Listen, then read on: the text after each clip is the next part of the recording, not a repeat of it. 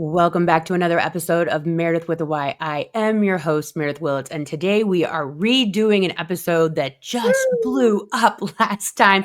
Today I have on the creators of C.U.D.L Pouch, Natalie, Doherty, and Amy Surratt, and we are going to talk about all things healing, so stay with us.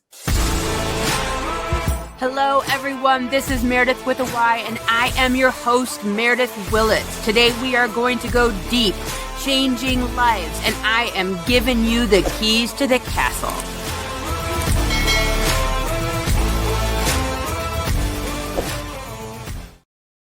Natalie and Amy, thank you so much for coming back. I'm so excited to have you about all things healing, all things C.U.D.L, and all things helping people to heal. Before we get started, let's talk about for a minute, who are the two of you separately, and how did you come together to create this amazing product that I myself used during my healing? Well, I have been a teacher forever, mainly special ed. Natalie. And I mean, just forever. And we've been friends forever. We have. Yeah.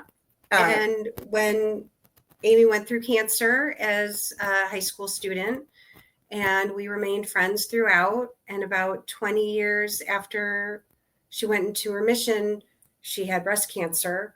And by that time I had moved out to North Carolina from Hinsdale and went to visit her in the hospital. So that's when the C.U.D.L Pouch, the pain point, actually hit both her and I.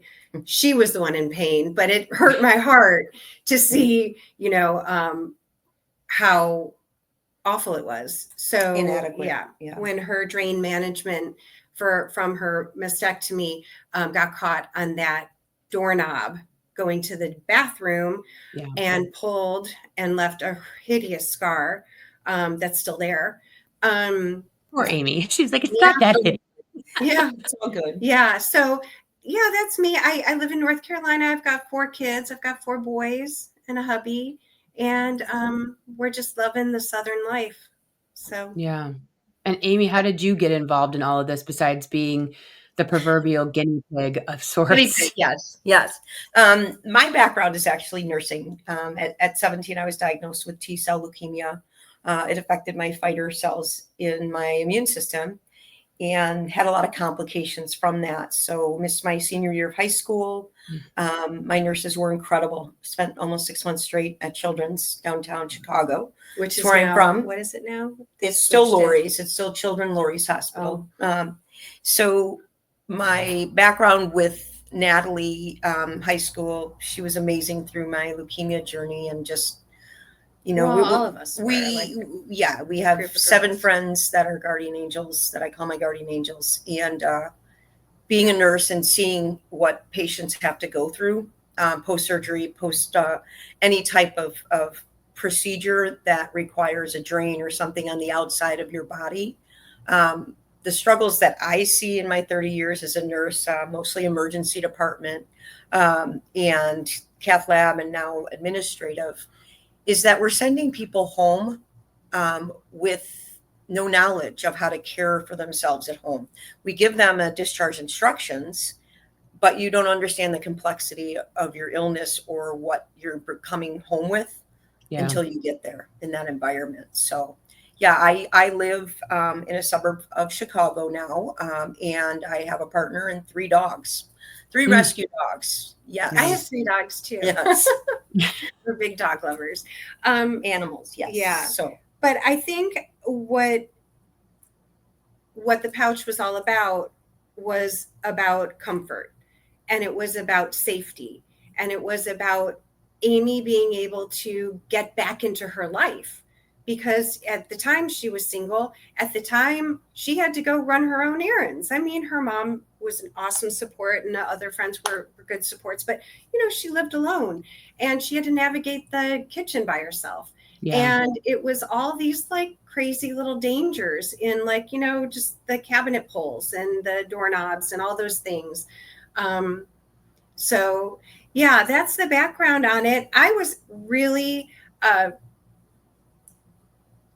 we did a couple of different versions of the pouch, and Amy came back to me with like, different ideas, and we made it, and I started the patenting process, which is kind of crazy. Like, I had to get an attorney, and to do it all properly.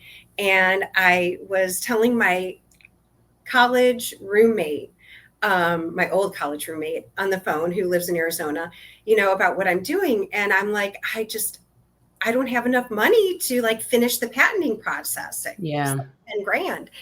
And she's like, you might want to talk to one of my brother's friends. He likes to help, invest in things like this. And so sure enough, that friend, Don, and my friend Karen are now my business partners. So they are the people who helped me get this from an idea and, something that one person used to an actual product that we've had hundreds of people using, and giving me just amazing feedback. Just, it's given my life back, people have said. And some people have drains for quite a while. I've spoken to some people who've had abdominal drains for several weeks, like 4 to 5 weeks. I guess that's more than several. And so, people get them for heart surgeries and even like cyst surgeries, like crazy things you would never think you would get a drain for. Well, if anybody's listening, like they don't know what we're talking about necessarily. When you have surgery, you can have a buildup of fluids inside of your body. And if you don't have a drain, my drains from my tummy tuck went all the way up to almost my breasts.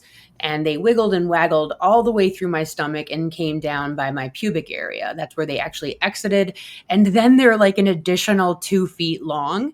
And it's a bulb. And you squeeze the bulb and then you plug it up. And then it's by, pulling by way of it being squeezed and then inflating with the fluids. You're removing these fluids from your body so they don't build up and you can get an infection. The problem is, like when they sent me home, they were fastened to my like waist squeezy thing, by about 2-inch safety pins. And so to take a shower, now you have to unsafety pin the bulbs from the cotton wrap, because now you're getting into a shower. And then my husband's out there holding them while I'm trying to rinse off, and you're just waiting for him to sneeze or wiggle or not follow me as I circle around. And, if he pulls, they're attached by way of down there, at least on my body, by suture. And so he's pulling the sutures. He did a great job. I'm not saying he didn't, but I was posting about this on social media, and one of our friends, the 3 of us friends, Jen, she's like, I have a friend. She invented this thing. Can I have her send it to you? And I'm like, I'll take anything. So here it comes. It's this pouch that can shower with us, and you stick your little bulbs, that are attached to your body by way, it's all this big piece of rubber. You stick them in this pouch. And then for me, I put it on the shower handle so that it wasn't around my neck. I felt comfortable with that. And then when I would, meander through the shower and washing myself, I could put it around my neck, and so on and so forth, because there's Velcro. But they're single use. I'm sure if you dried it, there's if you're watching the video, she's given us. I actually have. Meredith, I actually have one. It is elastic. It's waterproof. There's 6 pockets. There's 4 pockets. 4 pockets. But they fit 2 per pocket. So I was just going to say I had 6 drains. Jeez. You had 8 drains. Well, I'm being kind. I did have 8 drains, but you can fit other things in here if you don't have that amount of drains. I mentioned last time, it's great to hold your phone if you're in the doctor's office. Definitely either record what he's saying or he or she is saying, or write it down, because you forget. So it's an amazing, like you said, in the shower, it is elastic. So, depending on your waist circumference, it fits fine. It's comfortable. And the biggest thing I think, especially after chest surgery, is that your muscles have been affected, moved around, and to have something heavy around your neck, we're all connected. So it really is something that was painful to wear. So so you can put this around your waist and have it hidden. And it's the nice thing about it too. Sorry, hon. Have it hidden. So people don't know that you're actually wearing a lanyard with drains on your chest. You can wrap it around your waist and then hide it underneath your shirt. Yeah. And so it's all there in one place. Yeah. Instead of, safety pinned and, moving around and so on and so forth. And you can wear it out in public. Because I know for myself, I got a seroma, which is like this pocket of fluid underneath my scar post tummy tuck. And they were going to have to put the drains back in. No, I'm like over my dead body. Yes. Never. So the doctor was like, hey, I'm on vacation, get an ultrasound. They found it. They could see it, obviously. And she's like, when I come back from vacation, let's have another conversation. So while I was going to Denver, and I'm like, there's no way I'm going to have them put drains in before I go to Denver for 10 days and go whitewater rafting. No. Not happening. Although you could have gone and worn the cuddle couch. You could have, and you would have been okay. That's right. I could have gone and been, athletic, very athletic. But I was just like, okay, so I just wore this like super tight piece of elastic around where the seroma was to like kind of like hold it as tight as possible. And now it seems like it's mostly gone away. I might have to have another ultrasound to have it looked at to see where we're at, because I could still feel it being a little bit weird. But yeah, that's the thing, is some people have drains for, I know people that have had tummy tucks that have had drains for 10 to 14 weeks, months. Like their body just doesn't stop producing. Because of the seromas. Yeah. When you remove an organ and you remove a piece, or, you have surgery, that space where that organ, or it's going to fill up with fluid. That's our body's own natural way of healing, is to release histamine and release those fluids. So seroma is basically our body's fluid with a little bit of blood, and that's why they call it that. But you will develop those, and that's the thing, that the drains, and I wish we had the drain to show you guys. We did last time. It's a thin strip with little holes. It's plasticky and it sits inside you, so it's uncomfortable in general. And to have it move at all, you feel it inside moving. So and having it taken out, super fun. Yes, isn't it? Feels like my husband was there, and I'm just like, don't watch. And he's like, oh, it'll be fine. I'm like, bro. And he watched it. He's like, I didn't know they were that long. Yes. He's like, that thing was like all the way inside of you. And I guess like it wiggles and waggles in the inside. So like when it's coming out, it's like wiggling and waggling out. And sometimes your body starts to heal itself to it if it's there too long. It adheres, right? Yes. I mean, the thing of it is, I don't care if you're having a chosen surgery of a tummy tuck, an unchosen path of breast cancer, or whatever is going on that you need to go have drains put in. You are like the path of least use, anything that you can do to make that journey better. I am here for it. And also, as we were talking before I hit go live today, when you are in, I just sit there, like, I have videos of me when I had my tummy tuck. I am so out of it when we are getting me dressed and to go get in the car. And I'm supposed to be like paying attention to what they're saying. Like, I think I read my discharge instructions, and so did my husband, I think 100 times, because it was just not clocking as to what I was supposed to do. And then let's add on top of it that I had like 22 alarms going off all day that was like, Oxy, all your medications. ibuprofen, antibiotic, muscle relaxer. And I'm like, I told my husband, I'm like, I think I might have taken Oxy twice, but I'm not sure. Because I had the alarms, but I didn't have them labeled. Yeah. So then I went back and I started labeling them. Like this is the Oxy alarm. And so you're going through the physical, you're going through the mental, you're going through the figuring it out, you're coming off of medication or staying on the medication. And now you've got safety pins holding shit on you that is connected to shit that's in you. And now, I mean, and then you have to go to the restroom, like all of the shit's happening. And so it's like when you sent that cuddle thing, the cuddle pouch to me, yes. I was like, what? Why are we still doing safety pins? Right. It's 2025 and I have safety pins holding rubber balls to my body that's attached to my innards. Yes. Like this like is deeply inside you. Yes. Deep inside. That if it pulls, it's going to first and foremost rip out sutures. Like, it's insane that we're having this conversation because it's so wacko. And so and then you can't get like the thing that you're attached to from the hospital. You can't take that in the shower. What do they think you're doing with that? Yeah.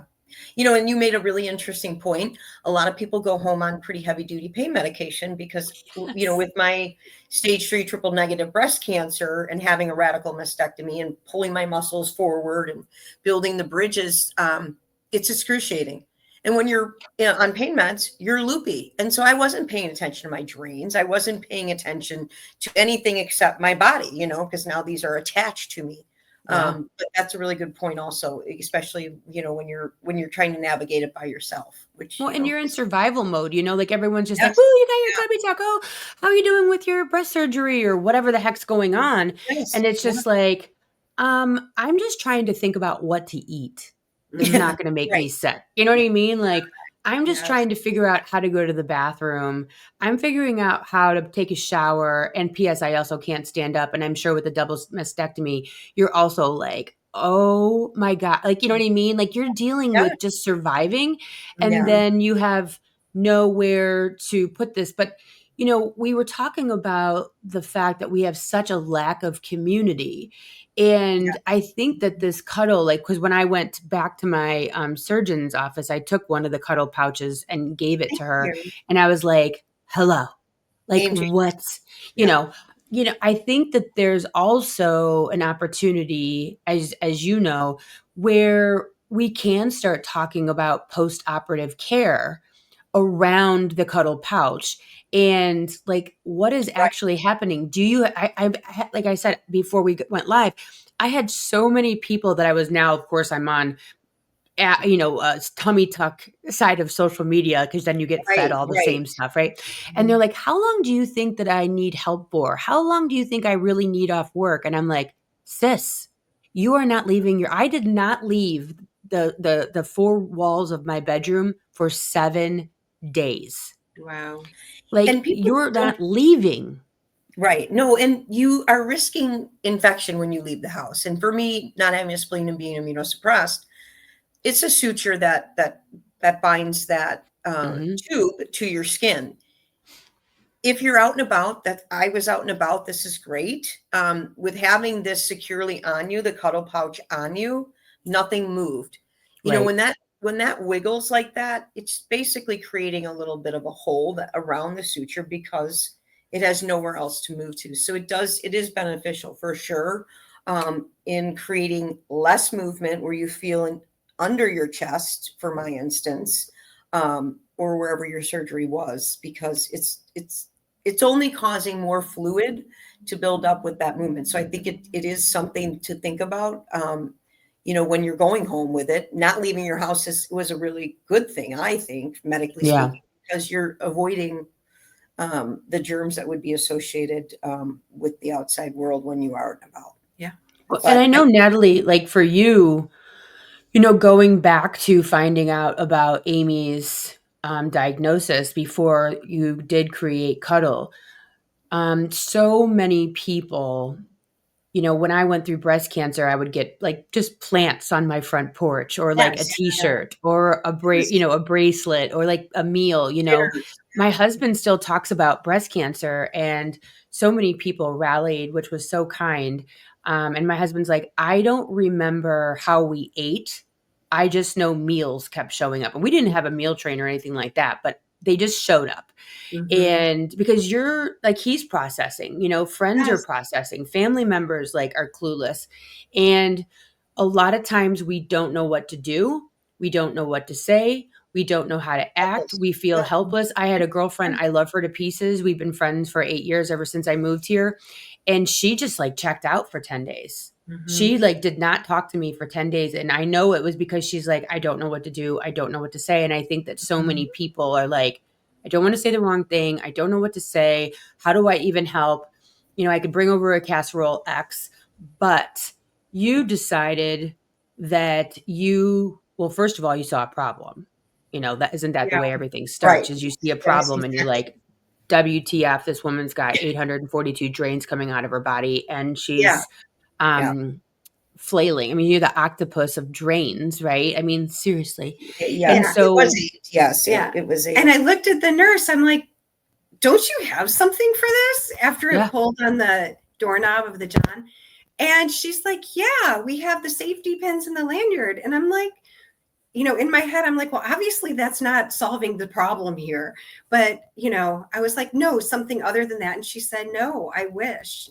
Because you're not paying attention to your extremities. You're literally paying attention to shuffling. Limited movement. Yeah. Yeah. And they're kind of like an octopus sticking out. And she had her like hospital gown, which is like flapping in the wind anyway. It was a real pretty. There's a visual. It was a real pretty picture, people. Yes, everyone missed that.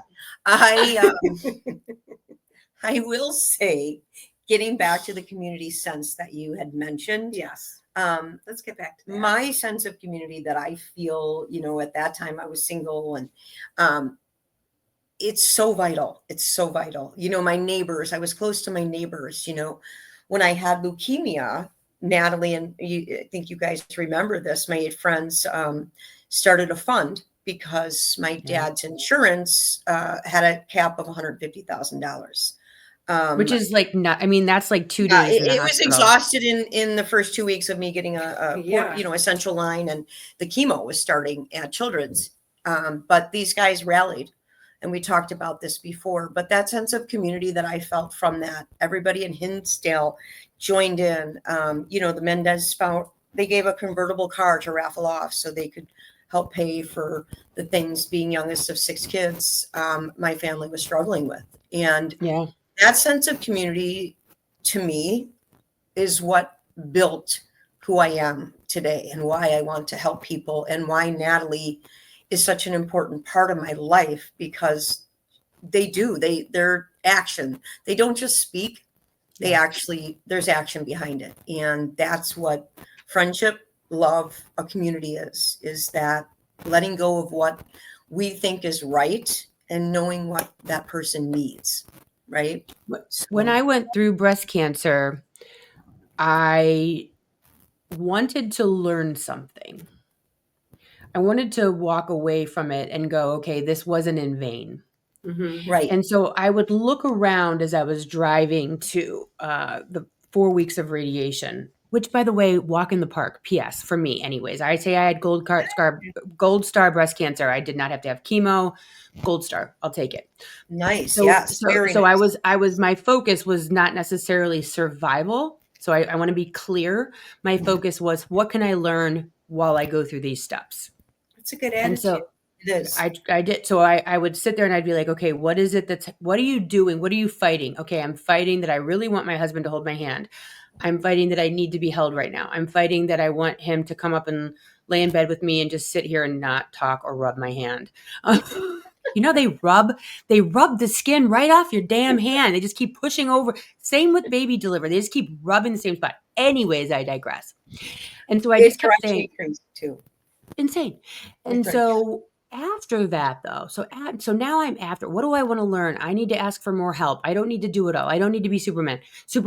And so then I move forward and I'm like, okay, now what do I need to learn? What did breast cancer? And so I started traveling, right? So I'm traveling. I'm not, because I'm the girl that's like, I'm going to wait till my kids graduate from high school. I'm going to wait till my husband retires. And I'm like, screw that. I'm going to Bali. Screw that. I'm going to India. I'm not waiting for a damn thing. Yeah. And it changed my life. I came on social media. I got millions of followers. Like, I'm like, screw everybody. I started a podcast, etc. You're amazing. Yeah. Because You're I'm like, amazing I'm done. example. Yeah, I'm not, life is not to be waiting for anyone to do anything. Right. Got to do it right now because tomorrow's not promised, right? I think people, you froze a little bit. I think I always say when you shake, you're freezing up, Meredyth, a little bit. Yeah, she's frozen. looks like there's a Wi-Fi issue. Shocking.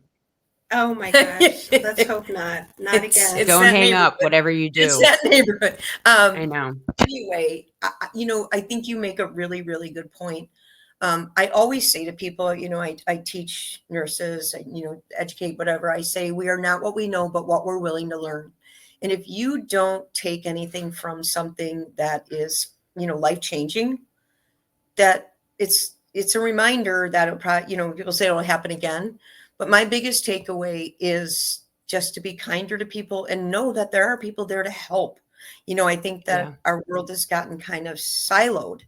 And if we don't start recognizing a community and helping each other. Well, and reaching out, like not feeling ashamed to reach out and say, hey, I really do need you to lay in bed with me and not rub the skin off my hand. Like, will you just be with me?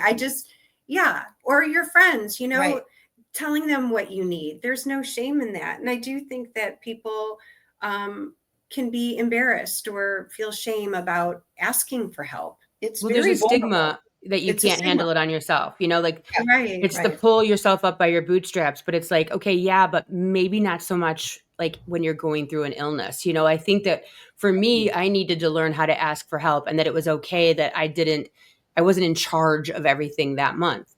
And so, control is a huge thing, isn't it? You've got to give up a lot of your huge.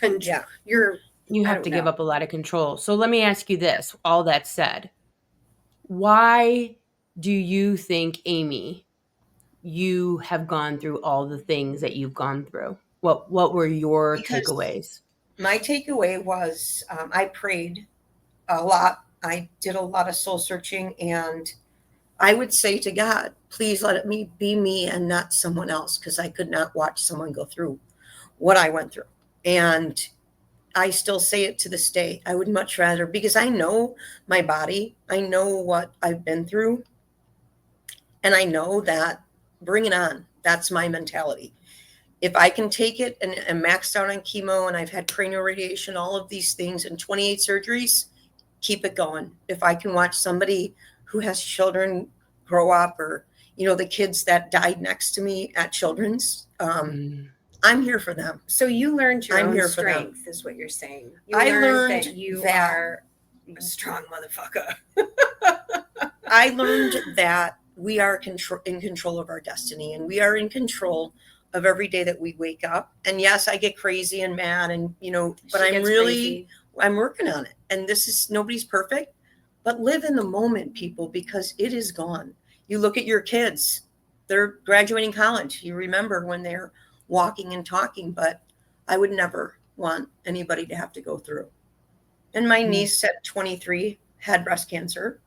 My niece at 26 had her baby, and 30 minutes after started to have massive seizures and had a massive brain tumor, flown to university, one of the hospitals out in Chicago. But you just never know, right? So what are we waiting for living our life? Waiting for the other shoe to drop, or helping as many people as we can? Because that's what it's about, is getting through it with community. Yeah. And I learned that because thousands of people, I was getting letters from all over the country, from grandmas giving $1 in the mail when I had my fund, and I'd be reading these in the hospital. Like, this is something that makes the world a better place, to know that there's out there people who care. Right? I think people not only care about me, but just care about people in general. I mean, we don't all have to be something we're not, right? We can be something and be vulnerable and still walk away feeling good. That's my gig. I think what I'm listening to you, what I hear is that you were given this really wild way of people showing you the capacity of love. Yes. And that you are incredibly worthy of love. Yes. And that's what I think a lot of people, and working in the emergency department for the 22 years that I did, you see a lot of lonely people and you see a lot of psychologically challenged people who have mental illness, who are not diagnosed, because our country is the worst at treating mental health, treating our elderly people who've worked into our healthcare system forever. And, they've contributed. But hopefully we'll get there. And hopefully by, telling people it's okay and letting people know, if I would have these patients come in that were acutely psychotic.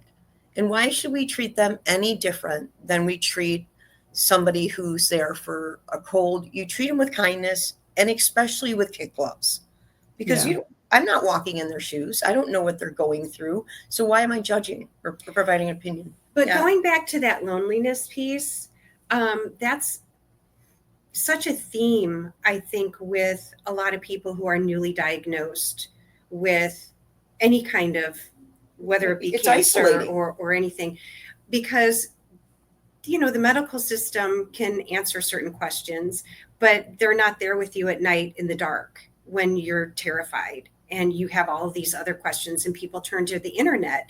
And there are now a lot of groups, on Facebook and I don't know, Instagram, like different communities that people do turn to. And it's just so heartbreaking to hear stories about people who are so lonely, and they're fighting these fights all by themselves. And one of the goals we have at Hopeful Purpose is to be able to have a community with our Facebook page and so forth to help people who really are lonely and struggling and terrified. And I can't make cancer go away. I can't make their illness go away, but we can, with the Cuddle Pouch, make their healing journey much easier and much safer. And that's the biggest point. And it's that healing that is just so important, physically, mentally. This takes away, Meredyth, and you probably experienced this all. This takes away, at least it did. I was able to sleep at night, knowing that these were secure and that we're in something secure. When I would roll, I just sleep on my back, but they're in place, right? They're in place. The 8 drains are in place. Well, and the dogs were in place next to her in bed. And so those drains, if they're rolling around, get tangled in the sheets, or God forbid, never got tangled in the dogs. But I worried about that. Yeah, it could happen. It's true. Yeah. Or if you have little ones and they're laying in bed with you while you're recovering, like all of that stuff could be just a real mess and a real. I think too, like I remember, I think I told this story last time, but when you have a spouse who is, your caretaker or whatever, for whatever amount of time, right? You don't want to burden them because they're already dealing with going to work, taking care of kids, taking care of the house while you're recovering. They're going through their own situation with your illness and their fears around it. And so like, kind of, I felt like when I was going through breast cancer, like no one was talking. Like I told him, I'm like, it was a year later, and I'm like, you never cried. And he's like, I cried every day in the car. And I was just like, I wish I would have seen that. Yeah. And I always was like, I'm okay. I got this. I'm okay. I'm in, I got it. I'm okay in between the times of asking for help.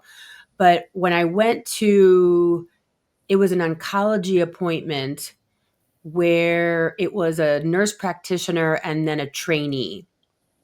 And the trainee, I was sitting there, and this Black girl, she was just the cutest ever and so sweet. She had no idea what was coming. She goes, "How are you?"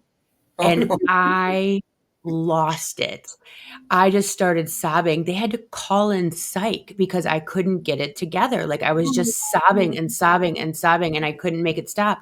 And it was like a year of holding it in and being all right and having it together and not showing anybody.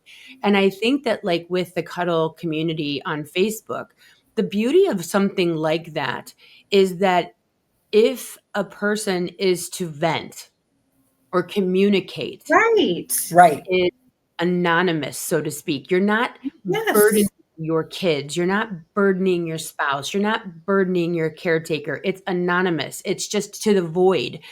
And I think that is the largest gap in healthcare today is when you get diagnosed with something, period, something, Right. end of story. Right. Mm-hmm. It should almost be mandatory that you at least attend 3 therapy sessions. Oh, wouldn't that be a great that's, idea? That's the Love that. amazing thing about it. And I know a lot of people either believe in therapy wholeheartedly or some have doubts, but that's the preface of it. When I say I was glad it was me and not someone else I loved. It was holding all of that in and being strong for everyone else. And I think people forget that. Just like your loved ones are strong for you and whatsoever. But the biggest takeaway, I think, that what you just said is that they prepare you physically, but not mentally. Yeah. And that's where I think it's lost in translation. Well, and that's part of that in gap healthcare. Yeah. between, your surgery and your, what are they let you go. Discharge. Yes, Yeah. they discharge you. And then getting home. Even with my first child, I remember my husband and I at Northwestern waiting for the car because they valet. They do. They valet the car. It's crazy. So we're waiting with little Charlie in his baby seat, and we look at each other terrified. We're like, what do we do when we get home? Like, we didn't know. It's your first. Give us a human. That, I was like, what now? And that's just like having a baby. Nobody's sick. You're fine to get along. But like, I don't know how women go home after having C-sections. I mean, it's like major surgery and then you have to take care of a baby on top of it and nurse and all that stuff. But that gap between, it's so true. Yeah. And then getting you in the right headspace for all of that and your mindset. And I think it's just so important to have a neutral person to talk to and say, I'm falling apart.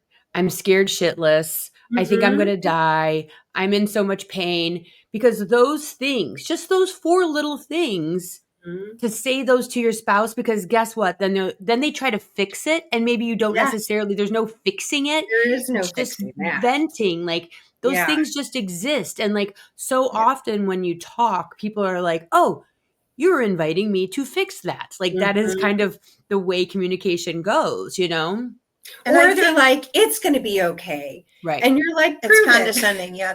How do you know that's it's my gonna be least okay? favorite word in the hospital after 30 years. It's going to be okay. Because we don't know. Everybody's different. They react to medication different.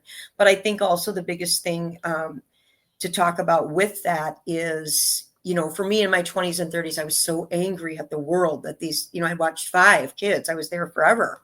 5 kids die under the age of 10, and you wonder, that's like, awful. What is it about? And, they said I wouldn't live to see 30. So my brain wasn't set up for, it was, And I finally started, getting active therapy. These guys pushed me to do that maybe 5 years ago, 6 years ago. Yeah. And it changes your life because I think going through something that is so drastic in terms of, your body image and psychologically, you have to have and hopeful purpose.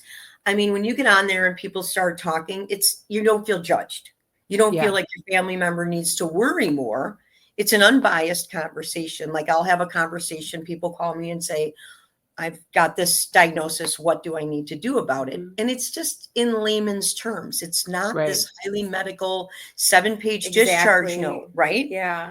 You're going home with something that's going to help you, like the cuddle pouch, but you're also going onto the site to say, this is how I feel. Well, it's called an EEC. It's called an email education course that we're sending out for free to people.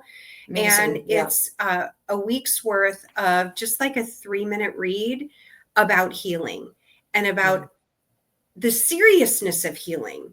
It's not like just go home and rest. It's like you need to go home and you really need to rest and turn off your phone and meditate and eat well and, and try to do all those things so that you are really healing. And And so we are providing that free little email course if they go on Hopeful Purpose. Go on And Hopeful Purpose.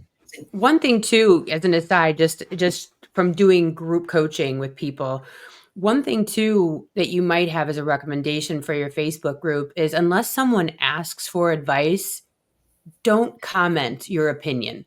Because sometimes people just want to vent and don't want the entire thing shoved up their ass. They just want to right.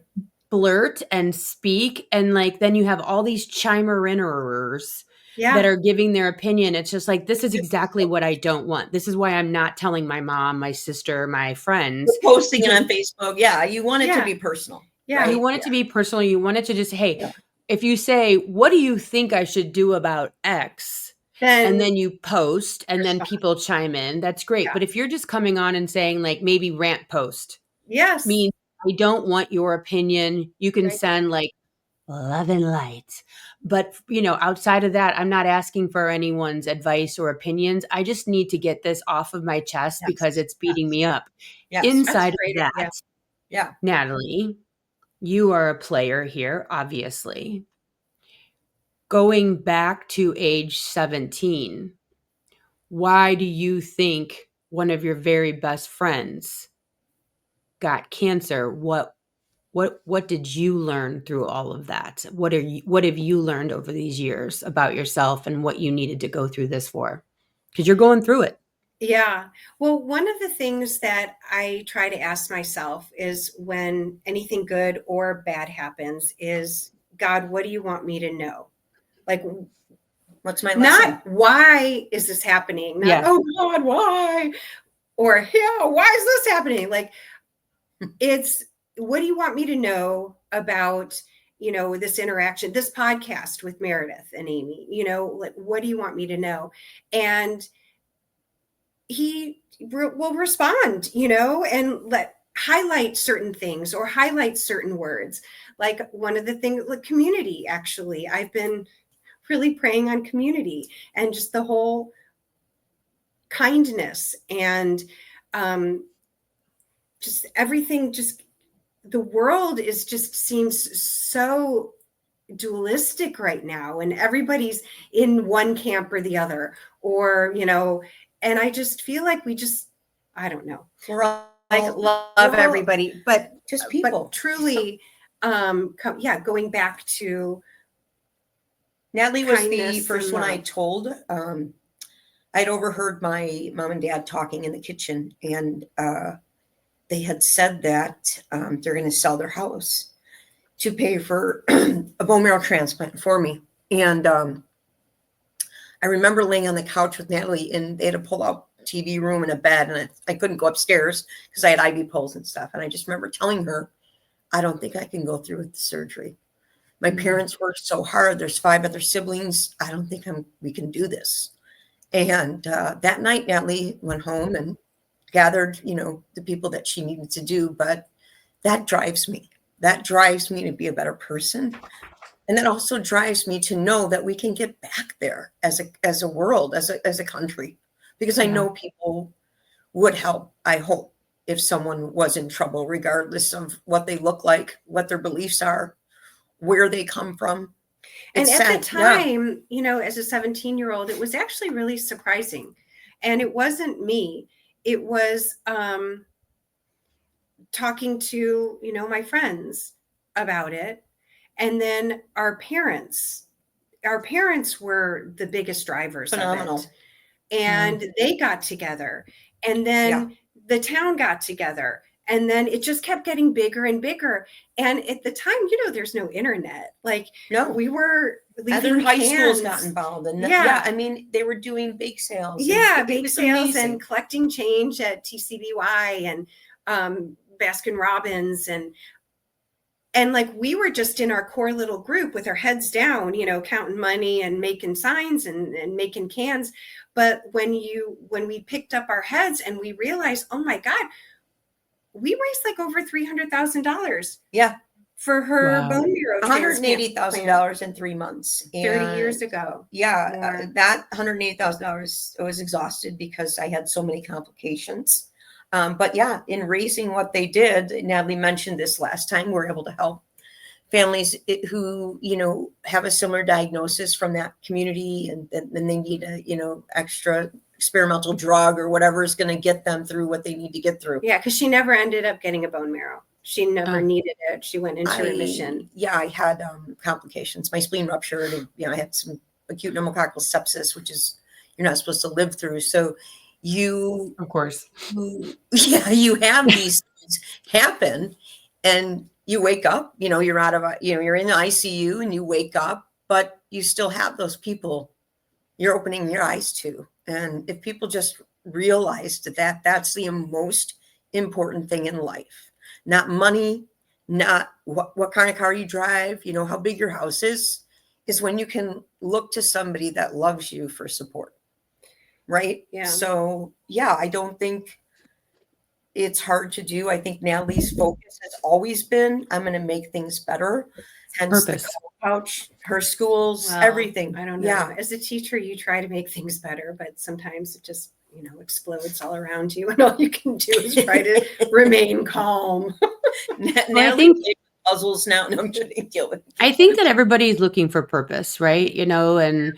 And feel loved. And we don't know how we're going to end up feeling that way. You don't know what your path is going to look like that's going to make you feel a sense of purpose. And I know that the Cuddle Pouch definitely gives so many people a sense of purpose, and then a sense of care on the other end that gets it. Yeah. You said they're not available yet on Amazon. No, they are. They are? Well, yes, we've got a nice big shipment that has come in, and so we can provide them.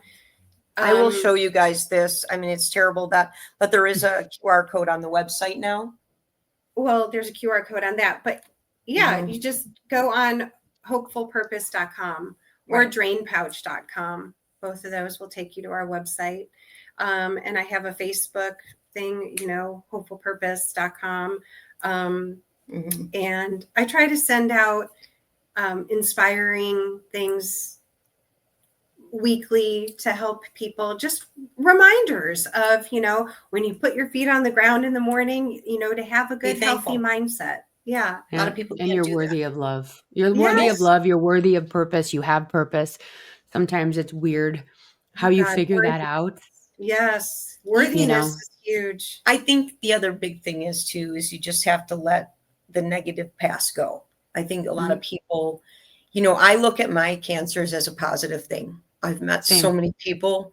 I'm so much more, I feel knowledgeable, as a nurse that, is at advanced, stages, and you just got to let go of that negativity. If people wronged you in the past, it's because they had stuff going on. I think people forget that. They always feel, like they're being attacked, right?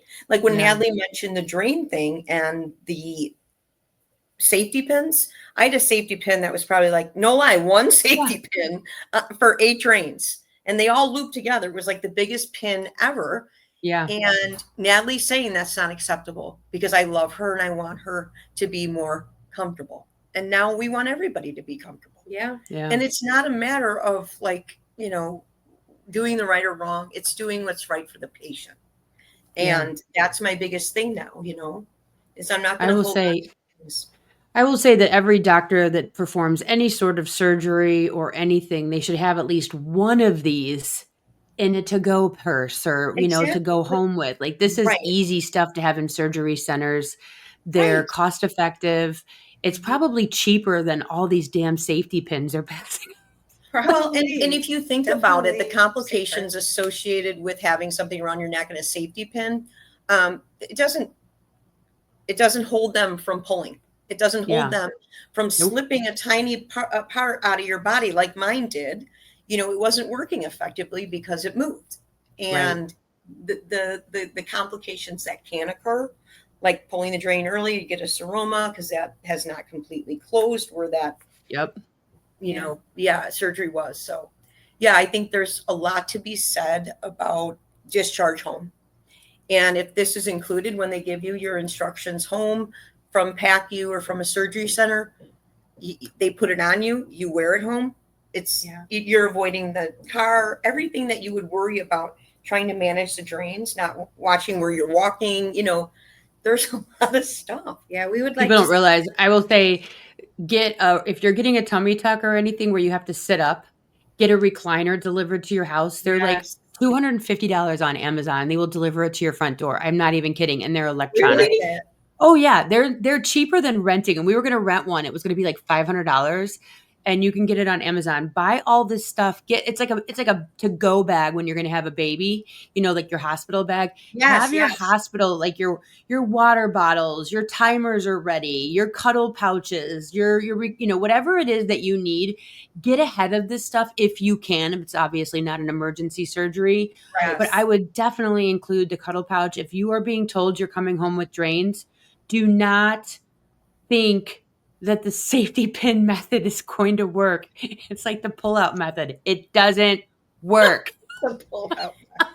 Use the I'm cuddle unfamiliar, pouch. but yes, I'm joking. Use the cuddle pouch. But yeah, Trying to get a yourself. in here, Meredyth, sorry, yes. I can't help myself. Get the cuddle pouch. It's hopefulpurpose.com to make things simple. Yes. I know you have two websites addressed, but Well, Hopeful it's the same Purpose. website. Yeah.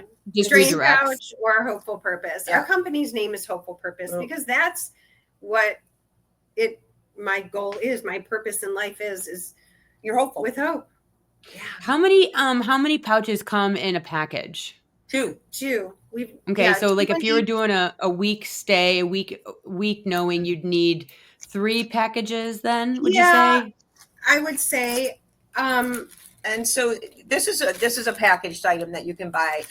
It obviously is non-sterile, and you want it to be because you're wearing it with clothes and aren't sterile, etc. But it doesn't stay close to your entrance site. You wear it around your waist. 2 come in a pack, and like we talked about, they're waterproof. Yeah. Big thing for me because you spilled some, didn't you? I was spilling. Well, I was on narcotics. Yeah. I was like spilling. It. I would take soup, and I'd be She's like, I spilled my wine on it, damn it. I spilled again. Yeah. But yeah, at least these I didn't have to wipe off individually because they were securely on me. But yeah, everything I was spilling. Yeah. So they're waterproof from the inside and outside. So you can shower in them, you can spill on them, you can sweat, you can, whatever. And it's just nice to have a couple of packets so that you can change it out and put a nice fresh one on after you shower. Yeah. And if you have extras when you're done and they remove, you can just wear it around the house and put your phone and your keys and your screwdriver in. Oh my God. I have worn them walking my dog when I'm on those hot days when you just have shorts and tank top on and you have no pockets. Because they're not plastic. They're like a soft cloth that just happens polypropylene. Yeah, it's polypropylene. So, and I'll put my poop bags in, for the dogs. For the dogs. Yeah, for the dogs. And my glasses, because I can't see my cell phone without my glasses. And I look. I have extra pockets. I do, and then I just put my T-shirt right over, and I have group pockets, and now I have an extra. Natalie uses it like a fanny pack. Yes, right. Yeah, Natalie uses it like a fanny pack. Those were gone in the 80s. They're nice and durable too. Right. Yeah, they're durable, and that's what I'm saying. And that's what's my leading into the fanny pack. They're just as strong. I mean, it's crazy. Yeah. So you can have this be. And they're hypoallergenic. Yeah. Stick your hand in the front of that really quick for me. So here's the pouch. Okay. I could put it on again, but here's a pouch. Yeah, there you go. Yeah. Here's a pouch. It just goes in there and it's elastic at the top, so it keeps your little bulb in there. It's elastic, and these are separated. Yeah. So they're not sliding in here, getting crazy. And when you lay down, the top is puckered, so nice, and gathered, so they won't roll out on you, in your bed. So good. Well, Natalie, thank you. Amy, thank you. Hopefulpurpose.com, thank you. Thank you, Meredyth.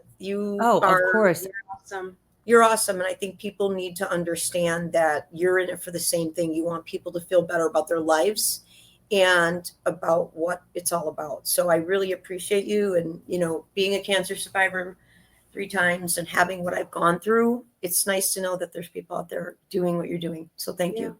Hey, it's a journey. We go It is a through it. journey. As you saw on my social media post that I put up this morning, we're all going through it. We're trying to figure out the best way to be the best people we can. And Yes. sometimes we stumble and sometimes it gets Right. confusing, but I think we all just are, as they say, walking each other home. So Yes. I am happy to have friends like you to walk me home each and every day and feel your support. And I am here to support Hopeful Purpose and both of your journeys. So thank you Love guys that. so much. I really Thank you so appreciate much. it. Thank you. Yeah, I All right, appreciate guys. you. I will see everybody here next week. Thank you so much, guys. And like, subscribe, all the things. Share this with someone that you know and love. And I'll talk to you guys later. Bye. Thank you. Take care. Bye. Thanks. Stay safe, everyone. Thanks for listening. If you would like to connect on a more personal level, head over to MeredythWillits.com or on Instagram at Meredyth with a Y for behind-the-scene footage and outtakes. Please subscribe and come back each week for more Meredyth with a Y. Thanks again for listening. Cheers.